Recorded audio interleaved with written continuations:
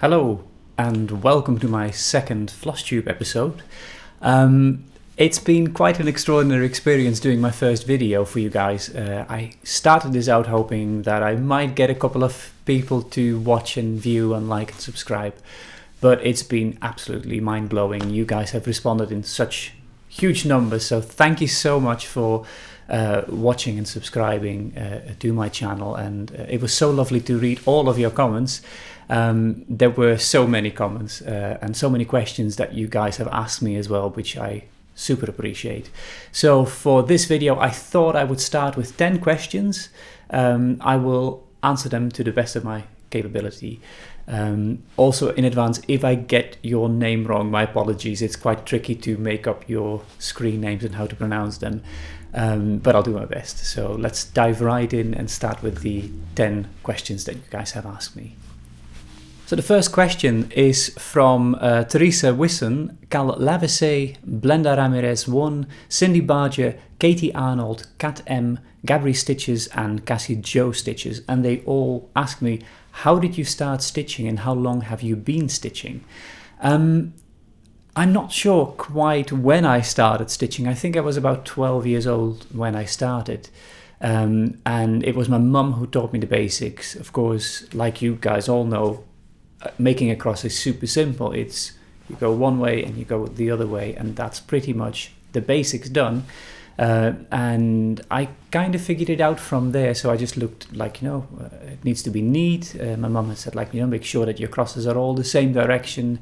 One cross like this, then the other one on top like that, and keep doing all your crosses so you keep a neat thing, and try and keep the back of your work neat. So don't make huge loops and jumps. So that's when I kind of started, I think, and I started also making little designs and sort of drawings from what I had seen in magazines. I'm not sure if they were original patterns or not. I do have somewhere a booklet, but I can't find it right now. But I found two things, or my mum found them. She kindly sent them to me so I could show you. These two are little Christmas gifts that I made for my grandmother in, I think, 1991 it must have been. So that's this one here.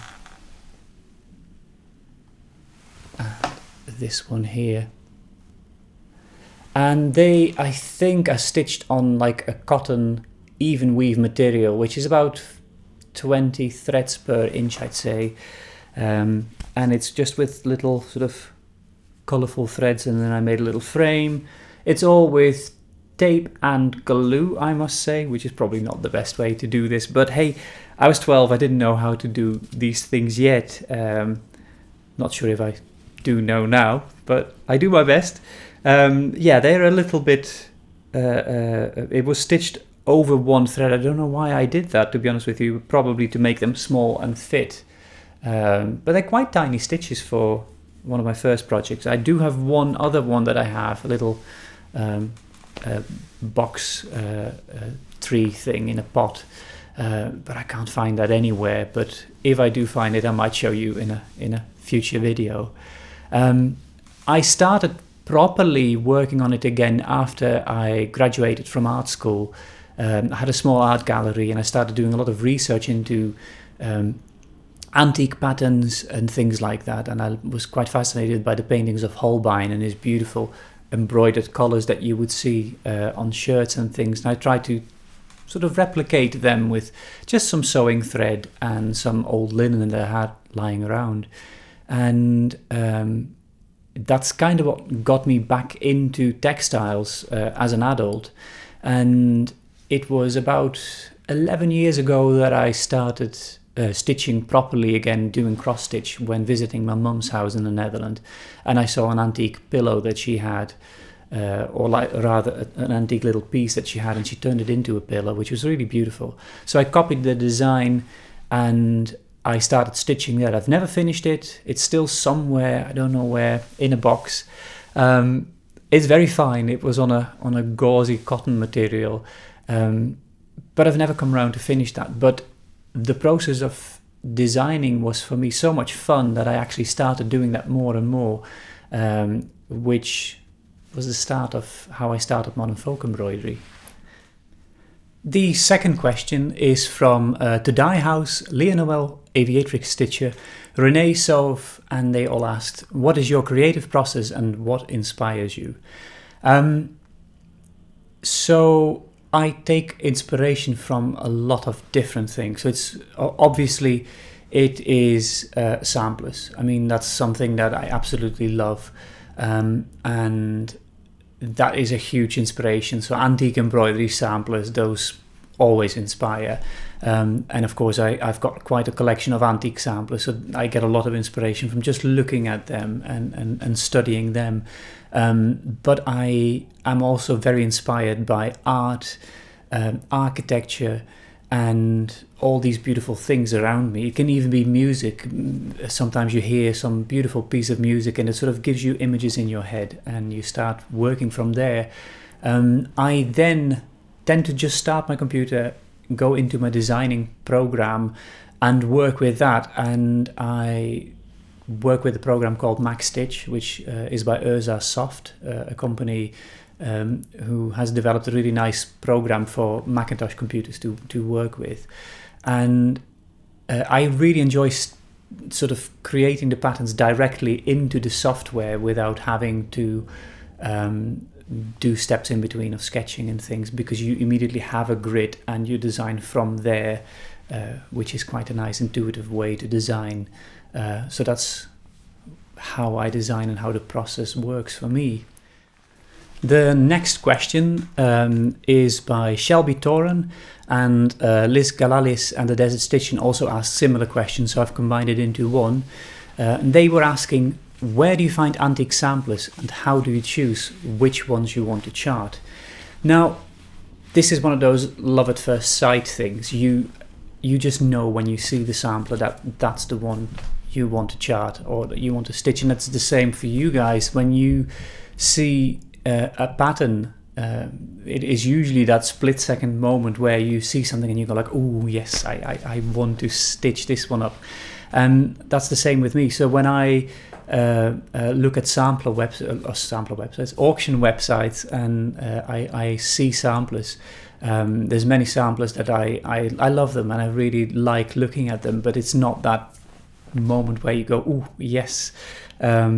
And sometimes when it happens, you have to be lucky that the sampler doesn't become too expensive. So I don't tend to buy a lot in antique shops. I sometimes do, but usually they have to make a profit. So usually they pay a certain amount for it, and then they have to make some money on that, which can become quite pricey. In auctions, you can be lucky where there's not a lot of interest in the sampler, and then the prices can stay quite low. But you do have to be very careful. You have to know that it is actually a real sampler that you're buying, not a print, that it really is an antique sampler and not a replica. So you have to be very careful with all of these things. But through years of sort of practice and looking at them, you do build up some confidence in buying stuff. So I'm quite confident now bidding.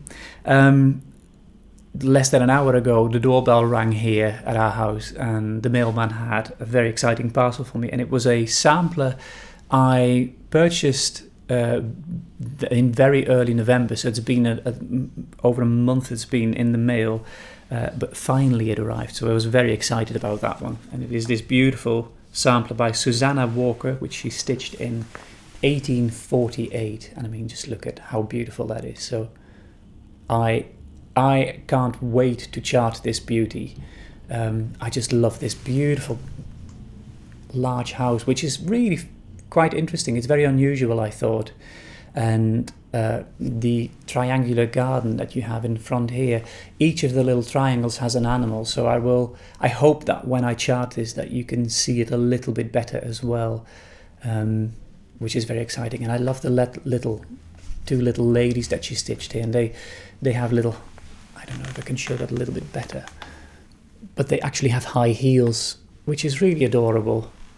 So I'm really excited to start charting this one. So this is actually in my stash right on top now to chart for you and get it ready as soon as possible. I also love the little manic red cheeks that the ladies have.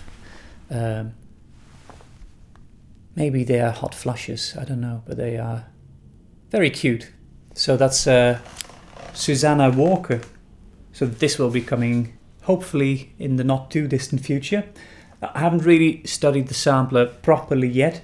I don't know who Susanna Walker is, and I think there is no point in trying to find out who she is, because there will be a lot of Susanna Walkers in England. It's too common a name in the 1848, so I don't know how old she was. If I had an age, it would be easier, but for me it's not really important to know with this sampler who she was, but I just love how she stitched this beautiful sampler. So keep an eye on this space, it will be out hopefully soon. So yeah, that's how I do pick them in general, yes. Cheers, a cup of herbal tea. I got this beautiful cup in the town of Dordrecht, where we were yesterday, which was beautiful. It's filled with antique shops, and I can't wait to go back and have a little gander and get some more pottery as well from this lady. She is a violinist and a very gifted potter, so that was very nice to see her beautiful shop there.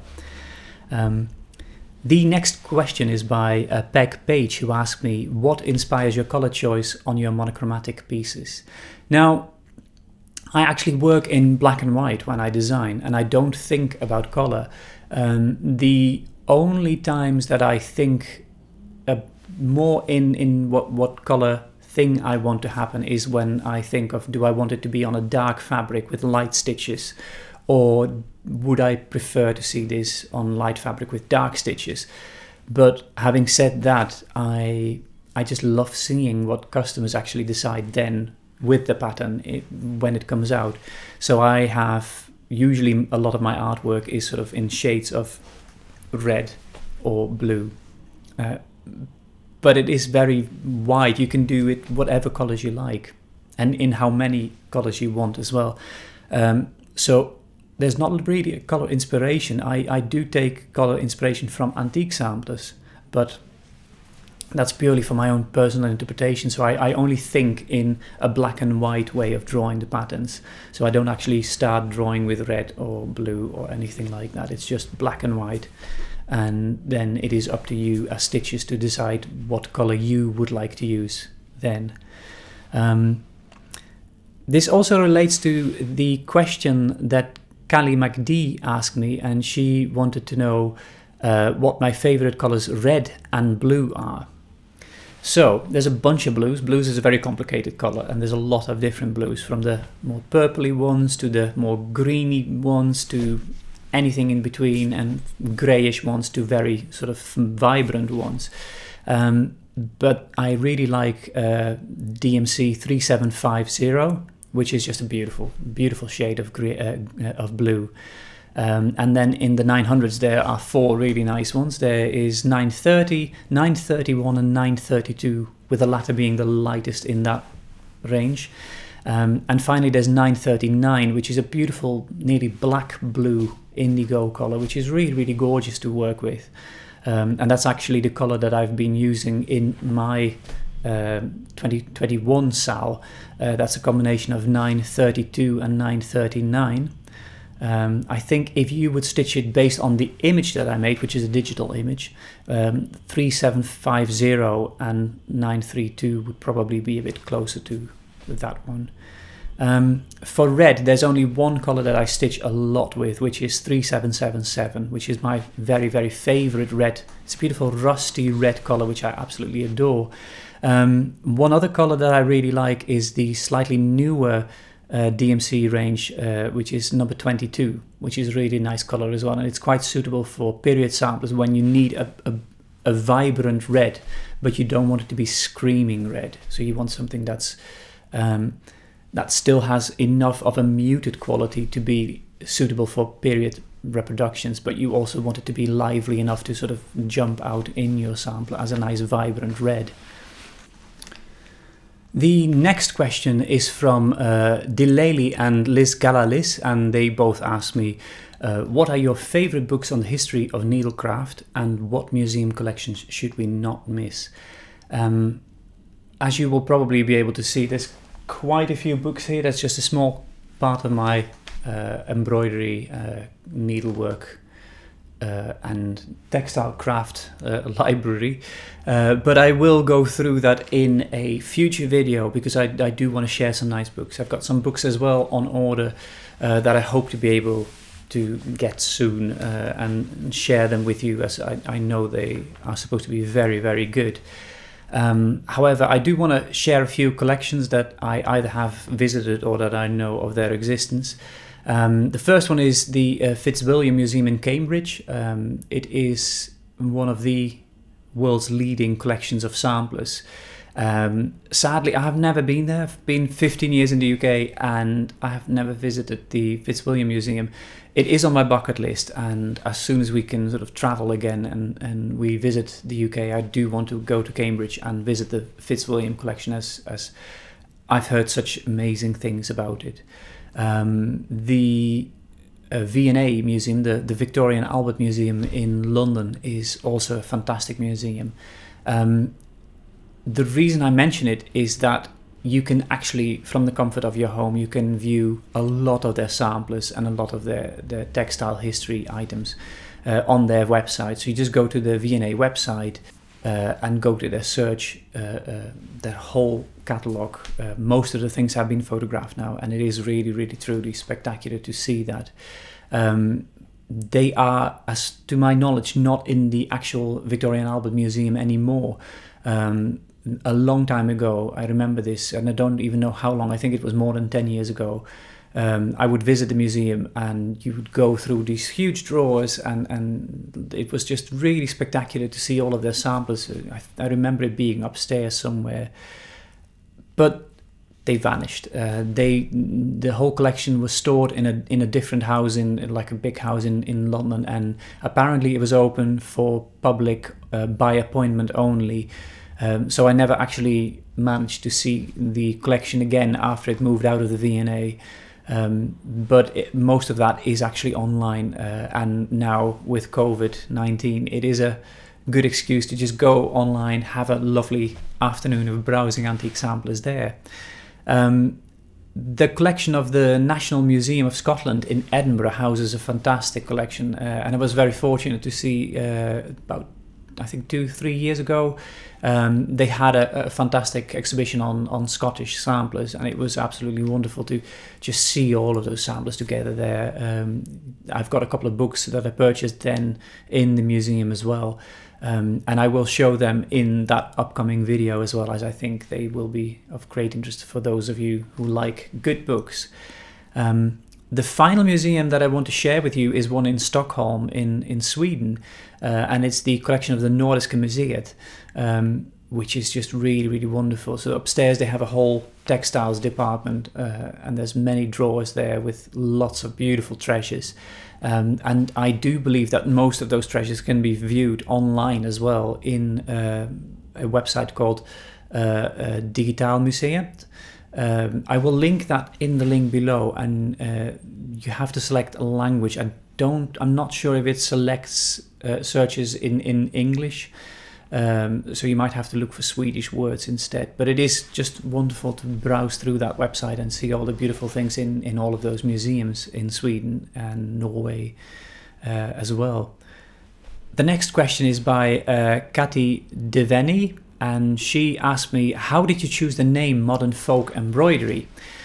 As I mentioned earlier, I've lived for 15 years in the UK, and I lived in Yorkshire, and the Yorkshire dialect is quite famous, and most people will know the expression "Naught as queer as folk." There's nothing as strange as people, and I love the word folk for people. I just really, really like that expression, and it has something really friendly. It's the word "people" sounds a little bit more distant, and I like the friendliness of the word "folk." And of course, folk reflects to folklore as well. So for me, it was quite a natural thing that I wanted to make patterns for people now like something that's alive and that's living, instead of a lot of history things that sometimes can be a little bit too linked to the past and a little bit too purist. I wanted to make something new for people from now. So modern folk embroidery cut both ways. It's patterns that are for people from now. So hence modern folk embroidery. Gina Loves Stitching asked me, can we see the back of your work in your next video? Gina, yes you can. When I show the works in progress and the finished pieces, I will show a couple of the backs of those pieces, so you can have a look at that as well. Eleanor Kay, Anne O'Neill and Dana all asked, what is some of your favorite food? So yeah, like food, comfort food, etc. And I have to say pancakes probably. It's a very cliche for a Dutch person to say that, I guess, but yeah, I do love a good pancake. Both savory and hearty, and sweet. They're just, yeah, pancakes are the best. I love making them, and I love eating them even more. So yes, if you want to make me happy, bake me pancakes. Donna615 asked, what is your favorite linen? Without a doubt, Zweigart linen. I absolutely, and I'm not sponsored by Zweigart, that's why I'm not promoting them. I just love their linen a lot. I was very, very fortunate to actually visit the Zweigart factory about 2 years ago, I think it was. And it was an absolute joy to just walk around the museum, see all the beautiful looms there.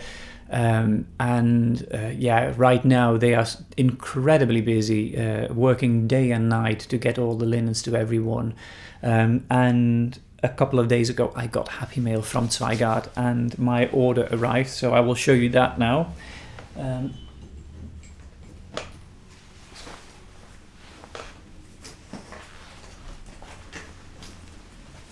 So this is my beautiful stash of linens that I have bought. And I bought 5 different types of linen this time, so I went for the standard Belfast linen, which is this one.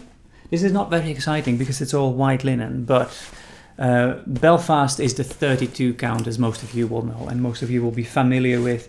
And I just love the Zweigart ones because it's not too starchy and it's not understarched either. It's just really, it has that perfect...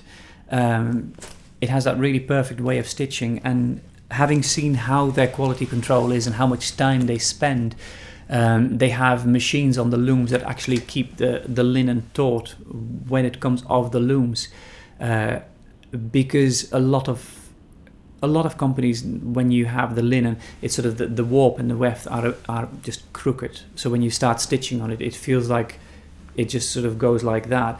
And that simply never happens with Zweigart fabrics because the way they produce the linen. So that's really, really wonderful. So that's the 32 count. Then I bought the 35 or 36, depends on the websites you go to, but I think it is 35 count. And that is the Edinburgh linen. That's this one. So I've got quite a few meters of that. And then another one of my favorites is the 40 count linen, which is also called Newcastle, and that's again quite a few meters. And then the last bits that I got are much finer than I normally stitch on, but I found it quite exciting. There is this one, which is Bergen, after the Norwegian town, and this is 46 count. That's this piece of linen, which is really, really beautiful, and I only ordered 1 meter purely as I didn't want to spend too much money on linen that I might not be using, but I think this might be really beautiful, so that's quite exciting. And I do have a couple of samplers that I want to reproduce, and because they're very, very fine, I think the 46 count might actually be better to stitch on than the 40 count for that one. So I got that. And finally, the last one I bought, which is crazy fine, is Kingston. And Kingston is 55 count, so that is extremely fine. So that's not going to be something that I'll be stitching over one on, I think. But it is beautiful. It's really, really lovely. And it actually looks like bed linen. It nearly has that fineness of thread. And I think if you want to stitch something like a Bristol sampler and you wanted to get it to be closer to the original Bristol samplers, it might be quite interesting, just as an experiment, to stitch on something like this. If your eyes can handle it, you would definitely need to sort of put it on a frame. And yeah, I think it is a really lovely fabric. So that's the last of my linens.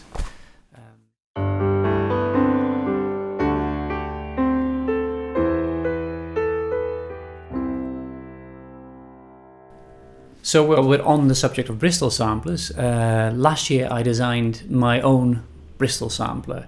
Now the Bristol schoolgirl samplers were stitched by the orphans of a orphanage in Bristol, and the girls there had very little materials that they could work with, so everything that they got in the orphanage was donated.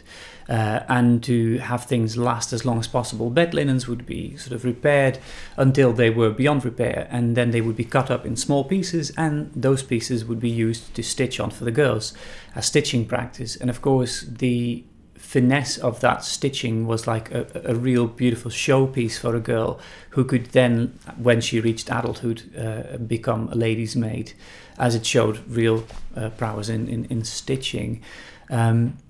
And I really liked the idea of having that really basic sort of materials and still making really beautiful fine artworks with that.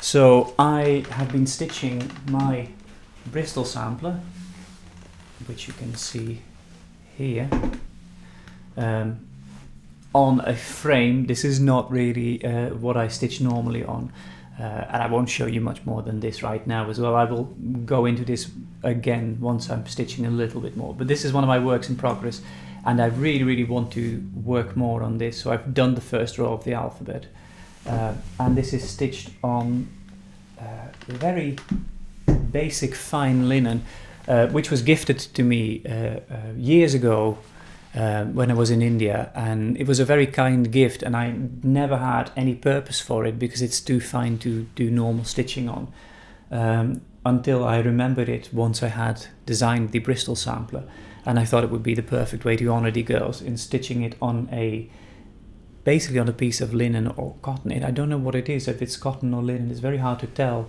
I think it is linen, but it is very basic, and I stitched it, the floss I'm using is just a basic cotton red thread, and I do like the simplicity of just having such fairly cheap materials and using that to create something beautiful. So this is one of the patterns that I plan to stitch on again in the very near future. Probably, I think I'll start in the new year on this one again. I don't think I will start before the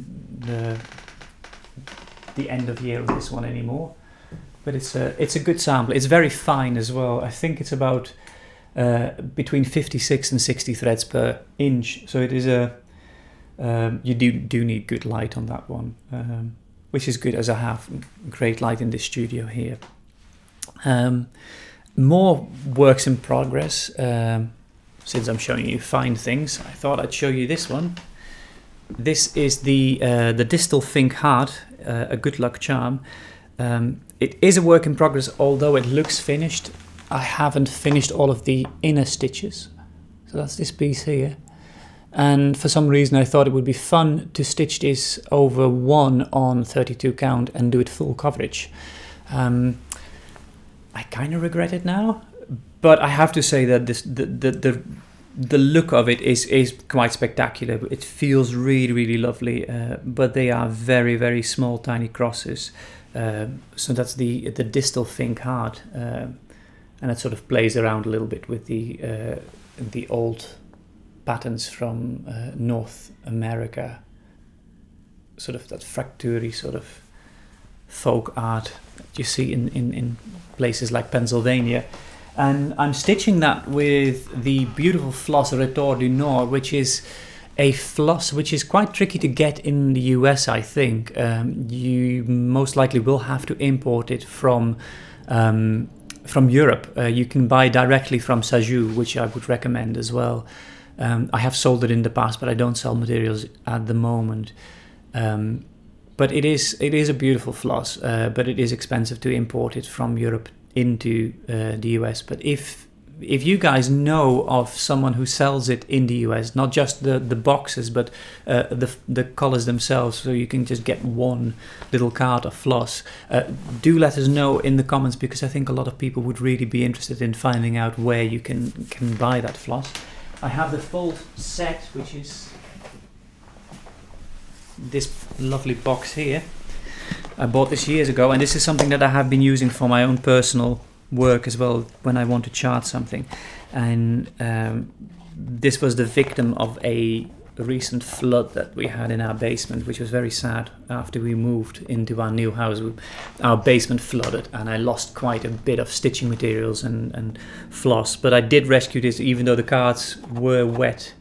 It was just sort of groundwater, so it wasn't anything disgusting, but it did make the cards a little bit crooked. But the colors are still really, really beautiful, and I just wanted to keep it. But that's that beautiful box, and there's, I believe, from the top of my head, 96 colors that Retors du Nord has in their range. So it's by Maison Sajou, and the floss is called Retors du Nord. It's a little bit finer than DMC. It has also less strands. It's 4 strands instead of 6 strands, but it works really beautiful. It's an extremely strong floss to work with. It doesn't break very easily, so it's really nice as a thread to use for darning samplers. On 40 count or higher count, it is extremely handy to use as well. And if you want to try something different from DMC or other flosses, it's definitely worth giving a go. It has a little bit more of a silky texture, and I really love it. Sadly, the Sajou has shut its doors in Paris. I assume because of COVID. It is very difficult to keep shops open, but I would recommend checking their shop out online as well, and just supporting them, especially in this quite difficult time that a lot of retailers have. I will link down here as well to the Sajou store online, and you can get all of their floss, especially for those in Europe. It's very attractive to buy from them directly, and they are beautiful colors, so definitely recommend it. The next piece that I want to share with you is a fairly new start. 2 nights ago I started this. It's a pattern a couple of years old now, based like the Distelfink heart on fracture patterns. I'll just put my needle away here, which was dangling, and it's this one here. That's where I've gone to so far. It's called the Fracture Love Sampler. So it has a really lovely Gothic alphabet I designed, sort of based on lettering that you would see on those samplers. I haven't ironed this. This is purely me sort of still stitching this. So I've done 2 pages of the lettering here, and I'm just doing the bit here for the 2 pages of the little flower pot with the birds at the top here, and then there is the final 2 pages of letters down at the bottom here as well, which will be quite exciting. And you can see the back of the work. Nothing exciting. That's basically just like this. But yeah, I really have been enjoying stitching these big, bold Gothic letters. It's a lot of fun. And actually this stitches up very quickly. I started 2 nights ago, only did a couple of hours stitching in the evening, and I picked it up yesterday again for a little while. And I've just had a blast stitching with this. It's really nice. So once I'm done with this video, I'm going to sit down again with this one, and I want to try and finish this for the next Flosstube. So hopefully when my next video, my regular video goes online, I can show you a new finish, and that would be this one. So keep watching this space. All of the patterns I'm mentioning in this video are all linked in the description below as well. So if you see a pattern you like, The shop links are all mentioned down as well. We'll get on to finishes now.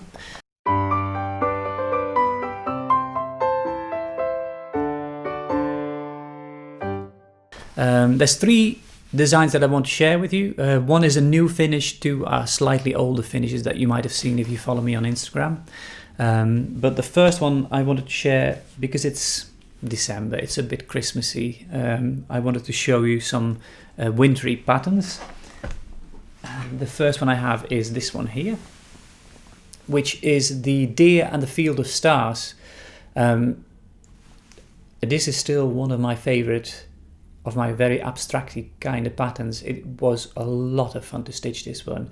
There's these 12 really crazy abstract deer on it. There's the lovely little flowers here, the star flowers here, and there's all the little mini stars here on the side as well, and the zigzag patterns. And this was really quite a lot of fun to stitch. I really enjoyed this.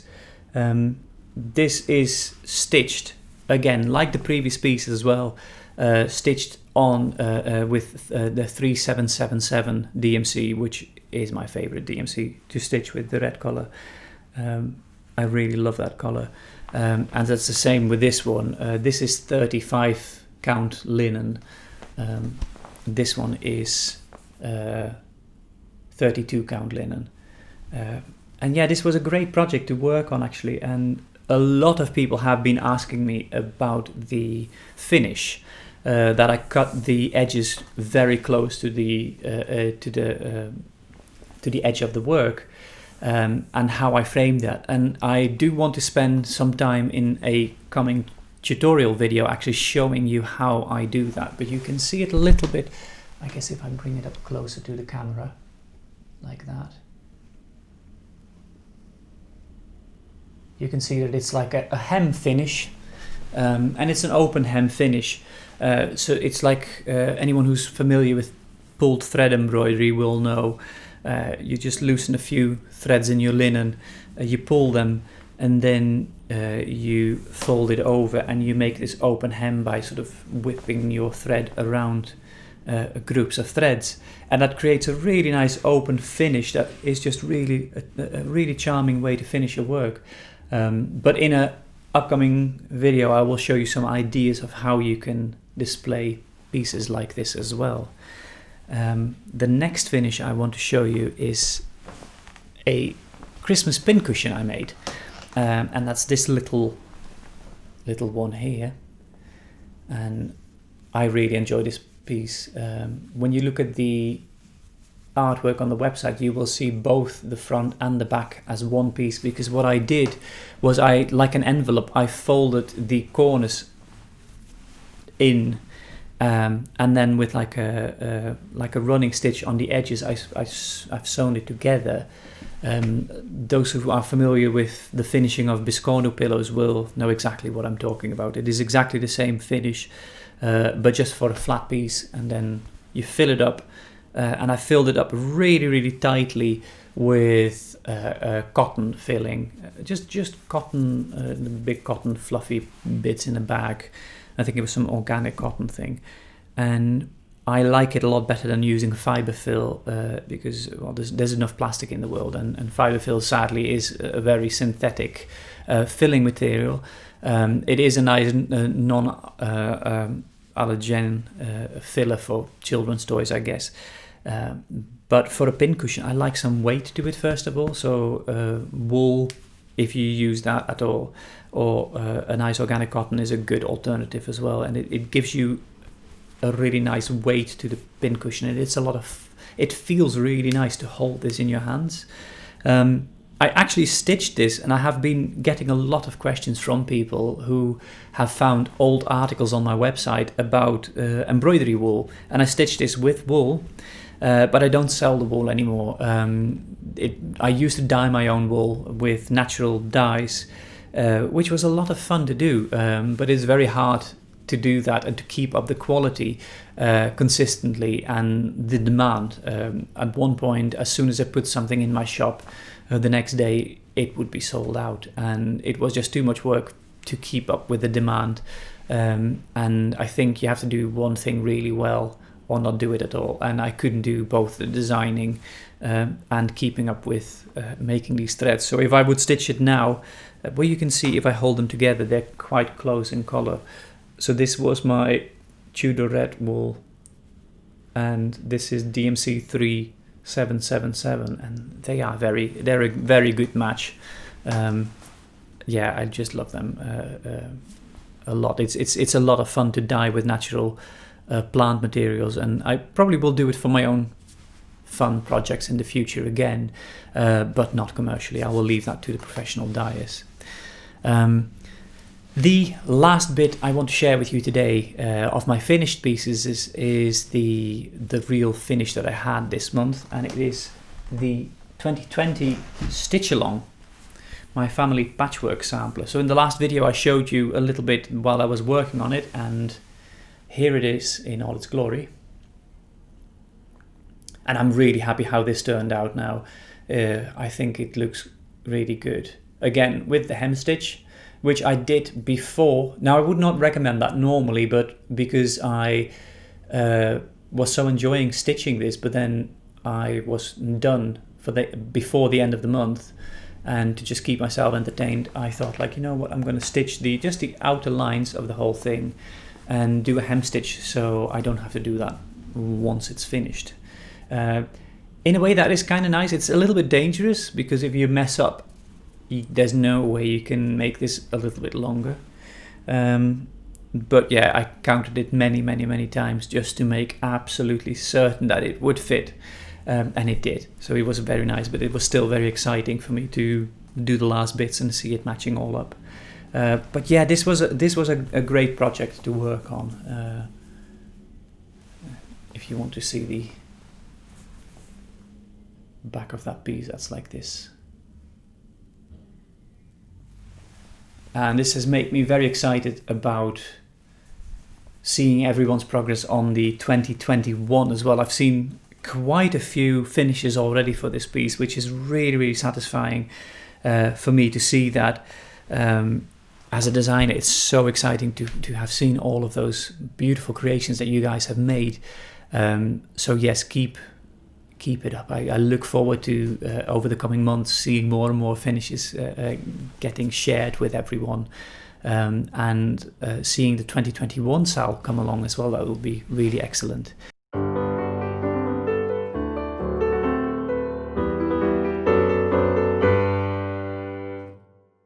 So we've come to the end of today's video, but there was one last thing I wanted to share with you.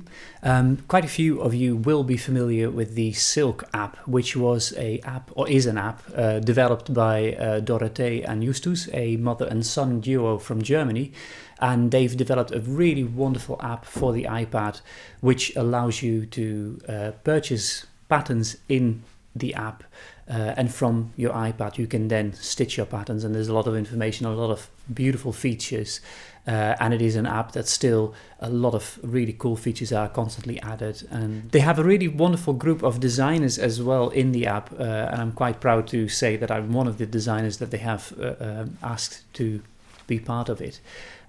So more of my patterns will also become available in the Silk app, but Dorothee emailed me a couple of days ago with some exciting news that the app will hopefully soon allow people to also download and print out the patterns directly from the app. That is something in development. That's one of the plans that they have. I don't know exactly when that will happen, but it is something that is being developed, which is very exciting. With that, I just wanted to close this video today. I really hope you have enjoyed today's episode. If you did, make sure to give it a like. Leave questions that you have in the comments below. And if you want to be kept up to date to next videos, make sure to hit that bell here as well, and subscribe to this channel. With that, stay safe, keep stitching, and I'll see you next time. Goodbye.